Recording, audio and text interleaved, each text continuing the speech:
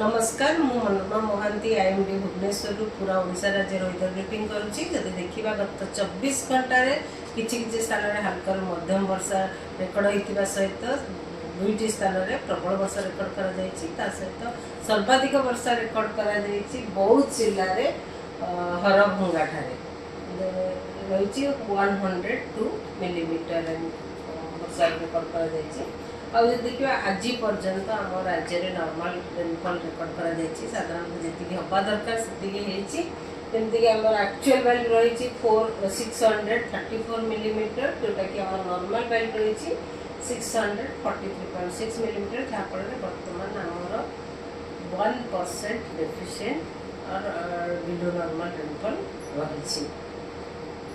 वर्तमान गोटे घूर्णिबल रही आमर केंद्रीय बांग्लादेश रे तार उच्चता रही 3.1 to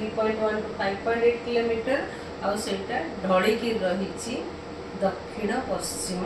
दिग आज देखा आगामी 24 घंटा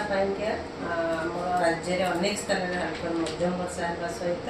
गोटे कि दुईटा स्थान में प्रबल वर्षा होबार संभावना अच्छी सहित राज्यर जिलागुड़िक गोटे कि दुईटा स्थान में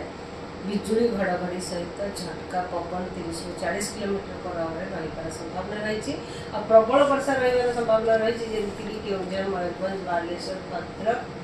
जगतसिंहपुर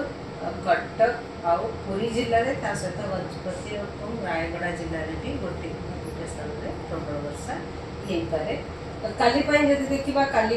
भी अनेक स्थान में हल्का मध्यम धरण वर्षा होगा सहित सबू जिले में गोटे कि दुईटा स्थान में बिजुली घड़घड़ी सहित झटका पवन 30 ରୁ 40 किलोमीटर पर आवर रही संभावना रही सहित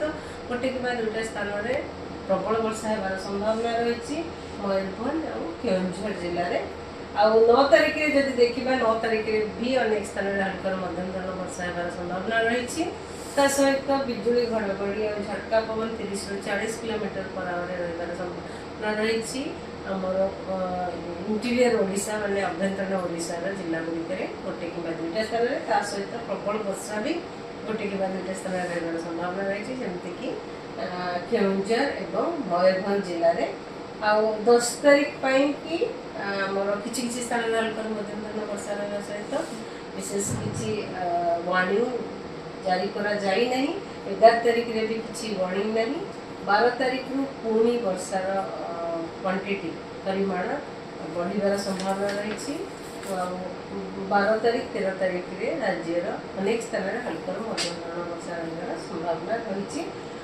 जब देखा बर्तमान आमर मत्स्यजीवी मानी वार्निंग दि जाइए आगामी 24 घंटा जोटार कि आमर मोस्टली उत्तर ओडिशा उपकूल सहित आमर नॉर्थ बे ऑफ बेंगल रे आगामी 24 घंटा वार्निंग रही समुद्र शांत रफ